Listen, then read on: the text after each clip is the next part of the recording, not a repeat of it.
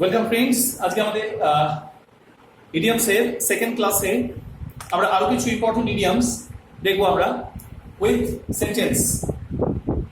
সেন্টেন্সের মধ্যে আমরা কিভাবে ইডিয়ামস ইউজ করব সেটাও কিন্তু এর সঙ্গে সঙ্গে আমরা জানবো উইথ এর মিনিংস আছে, ঠিক আছে, অ্যাপ্রোপ্রিয়েট মিনিংস। অনেক সময় যেটা হয় একাধিক ইডিয়ামসের কিন্তু একই মানে হয়, এবং আমরা হয়তো একটা ইডিয়ামস জানি পরীক্ষায় হয়তো এসে তোমার অন্য একটা ইডিয়ামস, আমাদের পক্ষে সেটা করা সম্ভব হয় না, কারণ আমরা জানি না যে ওই ইডিয়ামসটার কিন্তু সেম মানে, অর্থাৎ একাধিক রূপে ইডিয়ামস গুলো আছে কিন্তু মানে তোমার এক, ঠিক আছে।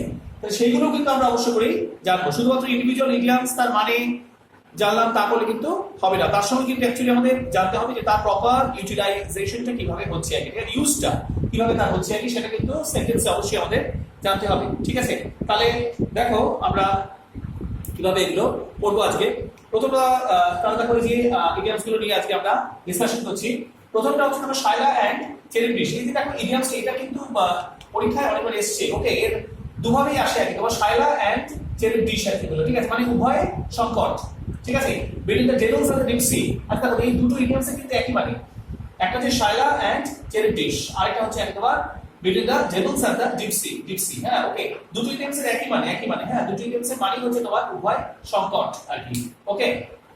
ইন এ প্রবলেমেটিক সিচুয়েশন, মানে যেটা হয় না যে শাকের পরাতের মতো অবস্থা, যেতেও কাটছে আসতেও কাটছে, তার মানে হচ্ছে তোমার এটা এইরকমই আর কি। তোমার শায়লা এন্ড চেরি ডিশ মানে হচ্ছে between the devils and the deep sea, যাকে বলা হয়, ঠিক আছে। একদিকে ডেভিল শয়তান, আর একদিকে ডিপ সি গভীর সমুদ্র, মানে ওই যে তোমার হিন্দিতে বলে একদিকে কুয়া একদিকে খাই, ওই রকম আর কি ব্যাপার, ওকে। তাহলে তোমার সেই এখানে বলছে দেখো শায়লা এন্ড চেরি ডিশ বা between the devils and the deep sea আর কি, ঠিক আছে। তার মানে হচ্ছে তোমার উভয় সংকট। তাহলে বলো the person is now between the devils and the deep sea, মানে এটা বলো যে the person is now between the devils and the deep sea, or the person is now facing in a situation like Scylla and Charybdis, একই জিনিস বলে কিন্তু, ঠিক আছে, between devils and the deep sea, ঠিক আছে। Next এখানে বলছে দেখো rank and file। আজকাল rank and file মানে হচ্ছে তোমার ordinary person, rank and file মানে যেটা বলে আমাদের দেশের সাধারণ মানুষ আর কি তোমার, ঠিক আছে। ordinary person তাকে বলে তোমার, যেমন বলে সেন্টেন্সটা তুমি যদি এর ইউজটা দেখো, rank and file of our country, তার মানে হচ্ছে ordinary person of our country, rank and file of our country মানে are unable to make the both ends meet। আচ্ছা দেখো, to make a both ends meet এটাও কিন্তু একটা idioms. to make a both, একটা সেন্টেন্সের মধ্যে আমরা দুটো ইডিয়ামসই কিন্তু এখানে ইউজ করছি। একটা ইডিয়ামসের দিয়ে মেক সেন্টেন্স করতে গিয়ে আমরা সেখানে কিন্তু আরেকটা ইডিয়ামস ইউজ করছি, ভালো, সেটা কিন্তু ভালো। এক্সামিনার দেখে বুঝবে যে এই স্টুডেন্টটা কিন্তু ইডিয়ামস সম্বন্ধে ভালো আইডিয়া আছে, এটা কিন্তু ভালো গুড ইমপ্রেশন হবে, ওকে। তাহলে দেখো সেন্টেন্স আমরা যদি এটা পড়ি লিখি, rank and file of our country, rank and file of our country মানে আমার দেশের যারা সাধারণ মানুষ, rank and file of our country are unable to make the rank and file of our country are unable to make the both ends meet, make the both ends meet মানে হচ্ছে আয় ব্যয়ের হিসাব মেলানো, ওকে। তাহলে the rank and file of our country are unable to make the both ends meet, to make both ends meet, ওকে। তাহলে সেটাকে তুমি করতেই পারো সেন্টেন্স rank and file দিয়ে। নেক্সট হচ্ছে তোমার আরেকটা দেখো gone with the wind। আচ্ছা, gone with the wind বলতে তোমার যেটা বলছি, gone with the wind মানে oblivion মানে তোমার বিস্মৃতি আর কি, ঠিক আছে।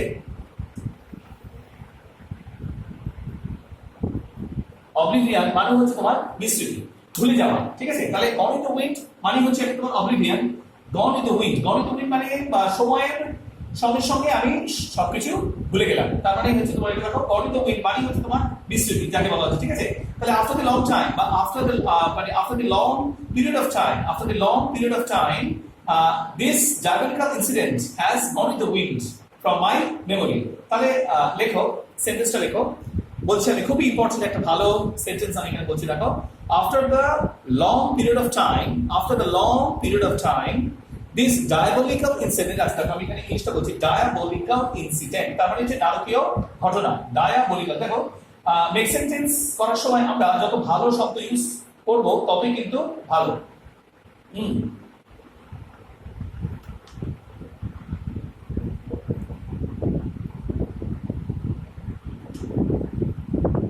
ইনসিডেন্ট, ওকে।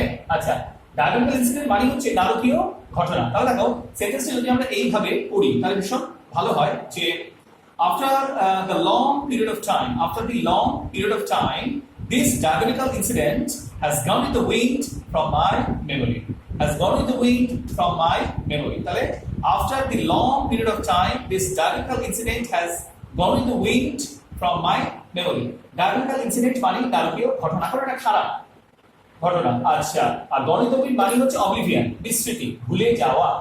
আচ্ছা, র্যাঙ্ক এন্ড ফাইল মানে অর্ডিনারি পারসন, আমি বললাম। নেক্সট বলছে দেখো, আচ্ছা এবার তোমার কি বলছে এটা, অফ দি ফার্স্ট অর্ডার। আচ্ছা, অফ দি ফার্স্ট অর্ডার মানে হচ্ছে তোমার মাইস্ট্রো, মানে অসাধারণ আর্টিস্ট যাকে আমরা বলি, অফ দা ফার্স্ট অর্ডার দেখে বলে, ঠিক আছে। তাহলে দেখো আমরা কি বলতে পারি, Ravishankar is an artist of the first order. Ravishankar is an artist of the first water. Okay, Ravishankar একজন অসাধারণ আর্টিস্ট। আচ্ছা, তাহলে আমরা এটার মানেটা কি লিখবো, যে one of the best artist, one of the finest artist, বা আরেকটা ভালো ইংলিশ আছে মাইস্ট্রো।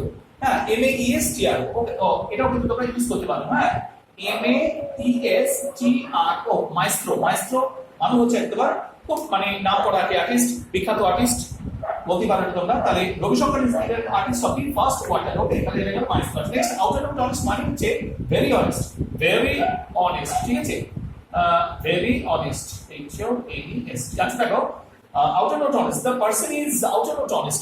আমরা বলি কিছু কিছু মানুষ থাকে দেখো ভীষণ সৎ আর কি বলে, ঠিক আছে, যে কোনো পরিস্থিতিতেই কিন্তু তারা টলে না, একই রকম সৎই থাকে, ঠিক আছে। তাহলে এখানে বলছে দেখো, তাহলে আমরা বলতে পারি যে এটা এই যে outer not honest, outer not অনেস্টই হচ্ছে তোমার যে the man is outer not honest মানে ভেরি অনেস্ট। এই সেন্টেন্সটা তোমরা এভাবেই লিখতে পারো। ওকে, নেক্সট আরেকটা হচ্ছে তোমার পিন ডাউন। আচ্ছা, পিন ডাউন করা মানে হচ্ছে তোমার ট্র্যাপ ডাউন। ট্র্যাপ ডাউন বা মানে বলা যায় যে তোমার মানে অ্যারেস্ট করা, পিন ডাউন নাকি to trap down or to nab. Enemy nab মানেও কিন্তু অ্যারেস্ট করা, গ্রেফতার করা।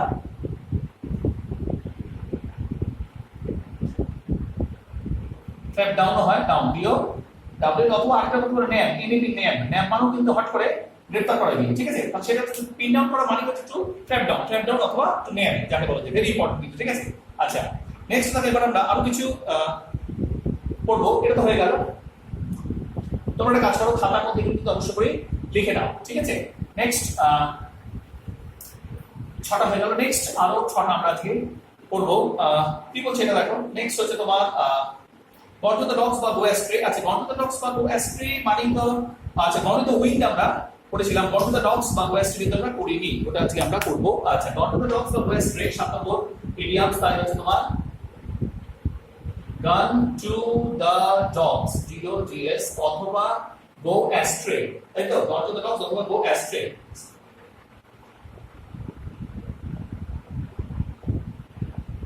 ঠিক আছে, gone to the dogs, go astray। আর দেখো দুটো ইডিয়ামস মানে হচ্ছে একবার নষ্ট হয়ে যাওয়া। the boy has gone to the dogs, become spoiled, এটার মানে হচ্ছে তোমার become spoiled,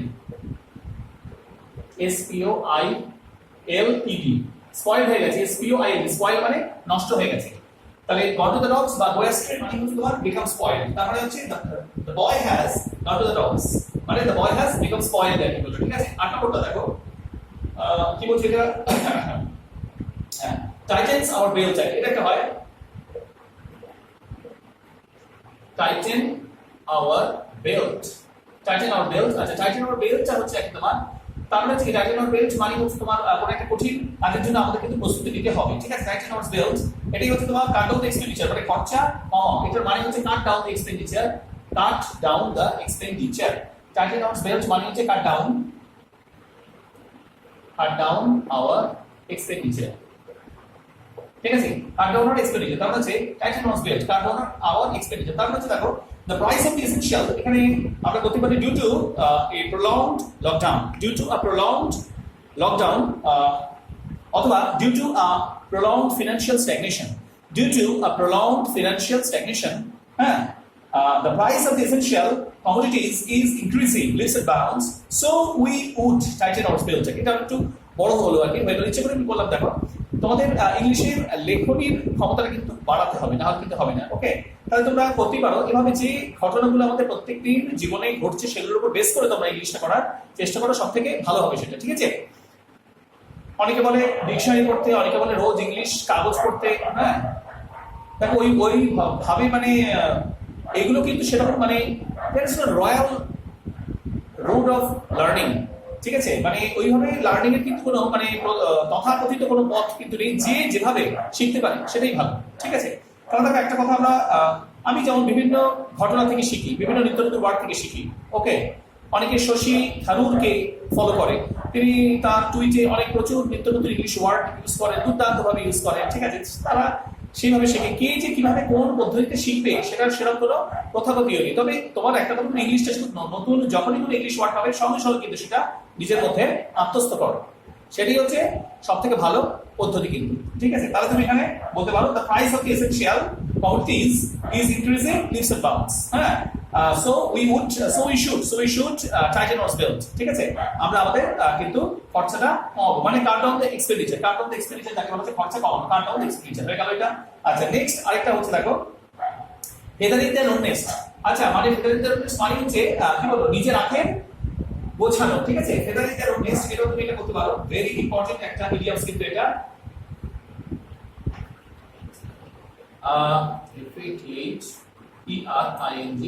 FETHERING, feathering their own nest, feathering their own nest। অথবা আরেকটা বাস্তব ইডিয়াম, এটার সঙ্গে আরেকটা মানে সেম ইডিয়াম কিন্তু মানে সেম ইডিয়াম সেম মানে আর কি, ঠিক আছে। আচ্ছা, lobes and fishes, LOAVES, the lobes and fishes, LOAVES, lobes and fishes। আচ্ছা, এটা গেল। আরেকটা হচ্ছে তোমার an eye on the main chance, an eye on the main chance। তাহলে এই যে তিনটি ইডিয়ামস এখানে বলছি দেখো, an eye on the main chance, তারপর হচ্ছে lobes and fishes, তারপর হচ্ছে এটা দিতে ওর নেস্ট, হ্যাঁ। আচ্ছা, দেখো তিনটের মানে হচ্ছে কিন্তু কি নিজের আঁখের গোছাও, ওকে। এত সমস্যার মধ্যে তুমি কিন্তু তোমার নিজের আঁখেরটাকে গোছাও, না হলে কিন্তু কোনো লাভ, এর কিন্তু একদম জীবনে বাস্তব কথা, ঠিক আছে। কি হচ্ছে না হচ্ছে সেসব থেকে মাথা না ঘামে তুমি তোমার নিজের আঁখেরটা গোছাও, তুমি তোমার ভবিষ্যৎটাকে সিকিউর করো, মানে ঠিক আছে।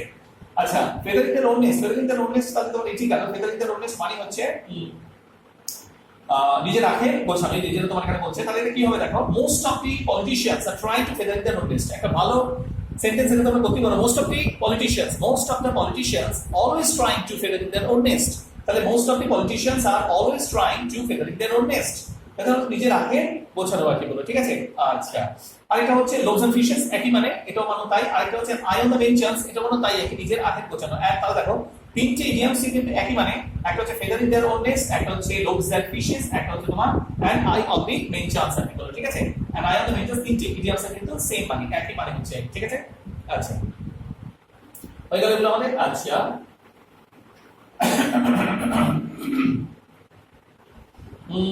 নেক্সট আরেকটা আছে দেখো, খুব ভালো ইডিয়ামস যেটা বললাম,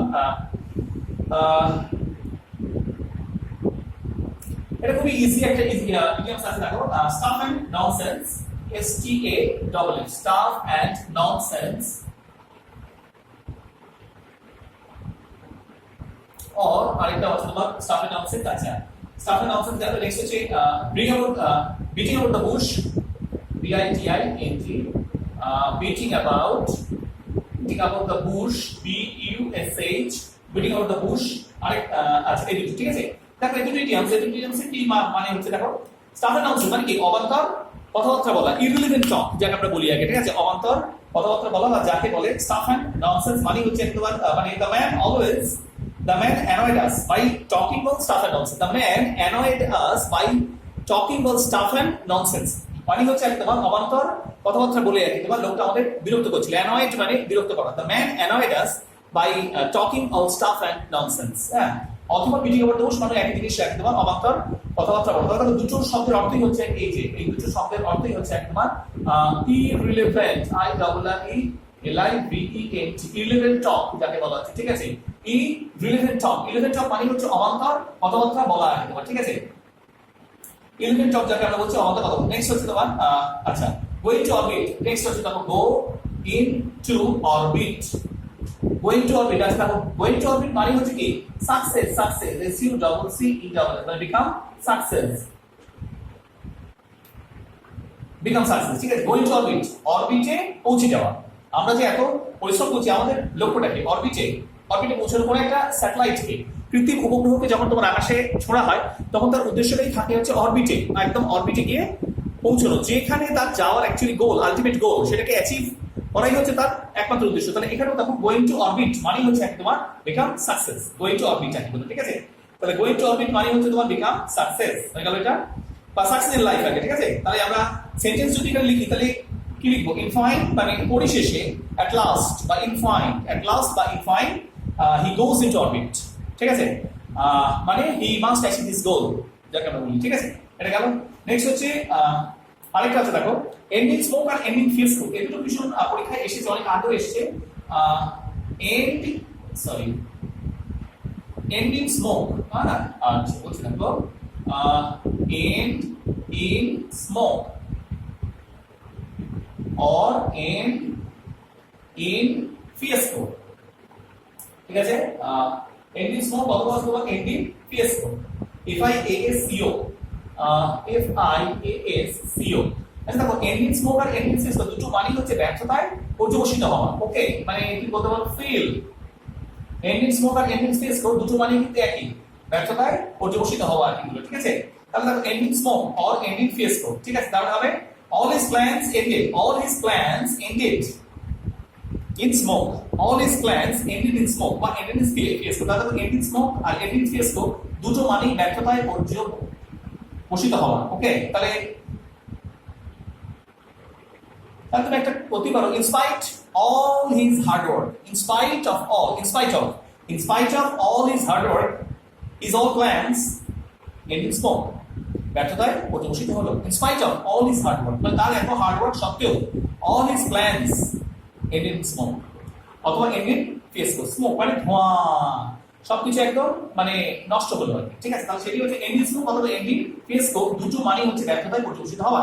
অন্যদিকে going to orbit তার মানে হচ্ছে তোমার become success, okay. going to orbit, ওকে, এটা আচ্ছা। নেক্সট দেখো,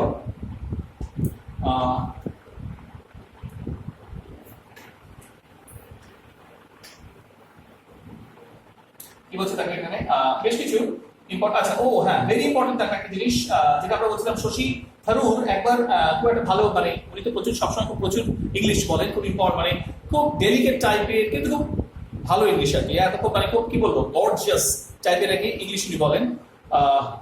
he has a profound knowledge in English language. আচ্ছা, বিদেশে পড়াশোনা করা লোক আর কি বলবো, ঠিক আছে। কেরলের উচ্চশিক্ষিত মানুষদের মধ্যে আছে, ইউনাইটেড নেশনসে কাজ করেছে, ওকে। কাজে মানে উনি এত সুন্দর ইংলিশ বলেন, ওনার মতো হয়তো অনেকেই এত উঁচু পদে কাজ করেছে, কিন্তু এত ভালো ইংলিশের উপর দক্ষতা ওনার নেই আর কি, ঠিক আছে। ওনাকে আমরা ফলো করতেই পারি ইংলিশের ক্ষেত্রে, আমাদের ইংলিশ স্টক অফ ওয়ার্ড বাড়ানোর জন্য আমার মতে উনি আদর্শ লোক আর কি, ঠিক আছে। দেখো, এই পাঁচ দি বাক, এই কথাটা উনি একবার পার্লামেন্টে বলেন, তারপর থেকে কথাটা ভীষণ চালু হয়ে যায়, পাঁচ দি বাক। হ্যাঁ, Manmohan Singh always try to pass the buck, অথবা Modi always try to pass the buck, the all responsibility of the country, ঠিক আছে। তাহলে এখানে তোমার কি করতে পারো, দেখো, পাস দি বাক মানে হচ্ছে দায়িত্ব ছেড়ে অস্বীকার করা, মানে হাত ধুয়ে ফেলা, ঠিক আছে। পাস দি বাকটা আমরা বলতেই পারি যে হাত ধোয়া, এর মধ্যে হাত ধুয়ে ফেলা, আমার আর কোনো দায় নেই। যেমন করোনার ক্ষেত্রে একই সরকার এখন করছে যে আমার পক্ষে আর এর থেকে বেশি কিছু করা সম্ভব নয়, জুন মাসের পর থেকে আমরা খুলে দেবো, তারপর তোমরা যা হয় করো, তোমাদের যদি অসুস্থ হয় তোমরা বাড়িতেই থাকো, হাসপাতালে আসার দরকার নেই, বাড়িতেই ট্রিটমেন্ট করো। মানে I want to pass the বাক, আমি একদম দায়িত্ব ছেড়ে অস্বীকার করছি, এটা আমার আর কোনো দায় নেই, ওকে। তাহলে এখানে বলছে দেখো, পাস দি বাক বলতে, তাহলে এখানে কি বলছে, পাস দি বাক কথাটা তোমার এসে যেমন হচ্ছে, একটা আমি সেন্টেন্স বলছি, দেখো সেন্টেন্স বলতে তোমরা এটা মানে পরীক্ষা ইউজ করতে পারো। Having failed to bring down the price of essential commodities, বলছে having failed to bring down the price of essential commodities, the government is now trying to pass the buck। তাহলে হচ্ছে যে having failed to bring down the price of the essential commodities, the government is now trying to pass the buck, ঠিক আছে, buck to the opposition party, মানে ও এখন government হচ্ছে কি এটাকে দায়িত্ব ঝেড়ে ফেলতে চাইছে অপোজিশন পার্টির উপর আর কি, ঠিক আছে। এই জিনিসটা আছে, ঠিক আছে। তাহলে ওয়াশ দেয়ার হ্যান্ডস অফ, তুমি এটা বলতে পারো ওয়াশ দেয়ার হ্যান্ডস অফ, মানে দায়িত্ব ছেড়ে অস্বীকার করা, পাস দি বাক, এটা একটা গেল ভেরি ইম্পর্টেন্ট, পাস দি বাক। আচ্ছা, আরেকটা আসতে পারে দেখো, skeleton in the cupboard. Skeleton in the cupboard যেটা আমি বলছি, দেখো এটা একটা খুব ভালো English, skeleton in the covered.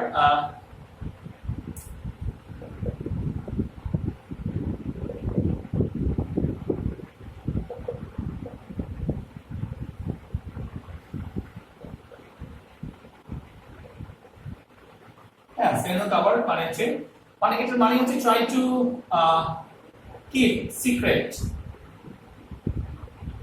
Try to secret যেটা হচ্ছে মানে কোনো কিছু একটা তোমার গোপনে রাখা, গোপনে রাখতে চেষ্টা করা, যাকে হচ্ছে বলা হয়, ঠিক আছে? কোনো কিছু গোপনে রাখতে চেষ্টা করা, সেটা হচ্ছে তোমার স্কেলেটন ইন দ্য কাভার্ড। মানে কাভার্ড মানে হচ্ছে তোমার ওই আলমারি, ওয়ার্ড্রোব বা আলমারির মধ্যে কোনো কিছু গোপনে রাখতে, try to keep something in a secret order আর কি বলে, ঠিক আছে? তার সেটা হচ্ছে try to keep in a secret order, তাকে বলতে স্কেলেটন ইন দ্য মানে কাভার্ড যাকে বলা হচ্ছে। আর পাঁচদিবাগ মানে তো আমি বললামই দায়িত্ব ছিল অস্বীকার করা, পাঁচদিবাগ যেটা গেল। আর স্কেলেটন ইন দ্য কাভার্ড যেটা বললাম যে তোমার যেমন এখানে বলা যায় স্কেলেটন ইন দ্য কাভার্ডটা তুমি বলতে পারো এইভাবে যে they always avoid to talk their family matters. They always avoid to talk their family matters as it open the skeleton in the cupboard. তার মানে হচ্ছে যে try to keep secret, তারা সবসময় কোনো একটা জিনিসকে গোপনে রাখতে চেষ্টা করতে হয়, ঠিক আছে? তাহলে এগুলো দেখো একটু ভালো করে দেখে নাও একবার। ওকে, আচ্ছা, skeleton in the cupboard গেল। নেক্সট দেখো আর কিছু ইডিয়মস আমরা এখানে বলছি। নেক্সট আরেকটা তোমার এখানে বলছে দেখো যে আচ্ছা সিটিং অন দ্য ফেন্স, এটা খুব একটা ইজি ইডিয়মস নাকি বলছে, এটাও কিন্তু পরীক্ষার বিষয় আসে। Sitting on the fence, sitting S I double T I N T, sitting on the fence, sitting on the fence, sitting on the fence. আচ্ছা তার মানে হচ্ছে দেখো, তার মানে তুমি এটা বলতে পারো ইনডিফারেন্ট অর নিউট্রাল, নিউট্রাল হলো কিন্তু থাকা আর কি, ঠিক আছে? নিউট্রাল, আচ্ছা নিউট্রাল থাকে, নিউট্রাল থাকে মানে কোনো পক্ষেই জয়েন না করা। তাহলে এখানে বলছে দেখো যেটা তোমার এখানে বলছে যে ইনডিফারেন্ট অর নিউট্রাল যেটা বলছে, হ্যাঁ the shrewd intellectuals are now sitting on the fence to join the winning side। তাহলে shrewd intellectuals মানে হচ্ছে তোমার চতুর যারা বুদ্ধিমান লোক আর কি, ঠিক আছে?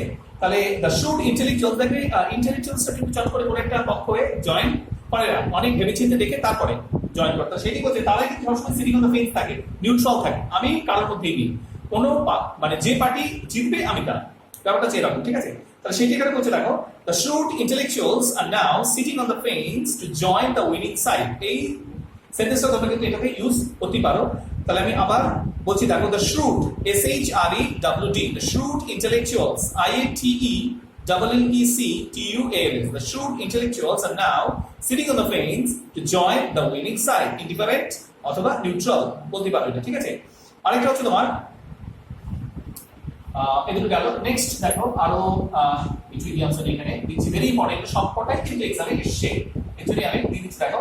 আচ্ছা try to take the bull by horn, একটা হচ্ছে দেখো try to take the bull by horn, try to take the bull by horn, horn মানে শিং, মানে একটা হচ্ছে তোমার try to take the bull by horn, অথবা আরেকটা হয় turn the table on, turn the table table on. আচ্ছা দেখো দুটো ইডিয়মস এর কিন্তু একই মানে তোমার মানে হচ্ছে তোমার দুটো ইডিয়মস একই মানে হচ্ছে তোমার টু কন্ট্রোল দ্য সিচুয়েশন একই যাকে বলা যায়, বা কোপ উইথ দ্য সিচুয়েশন, কোপ উইথ দ্য বা কন্ট্রোল